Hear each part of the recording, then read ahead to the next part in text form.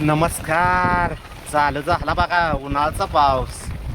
कसा आहे बघा, नांगरट चालू आहे रानामध्ये आणि पावसाचे आगमन झालेलं आहे.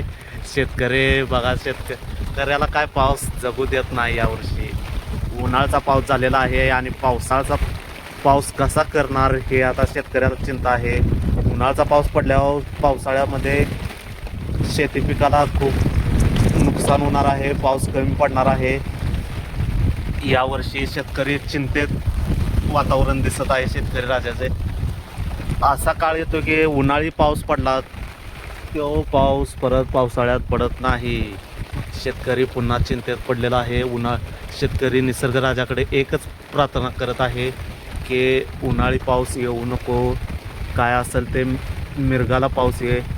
गर्जना होत आहे बघा पावसाची जोरदार आणि पाऊस चालू झालेला आहे. तुम्हाला दिसतच असेल बघा की नांगरट चालू आहे. आता ट्रॅक्टर बंद केलेला आहे. सध्या पावसाचा धुमाकूळ चालू झालेला आहे. निसर्गासमोर काय आता शेतकरी राजा हतबल पूर्ण झालेला आहे. यावर्षी शेतकरी राजाने जगायचं कसं हा प्रश्न पडलेला आहे. पेरणी करायची का नाही. मे महिन्यात असा पाऊस येतोय तर जूनमध्ये मिरगाला कसा पाऊस येईल, खूप चिंतेत शेतकरी आहे.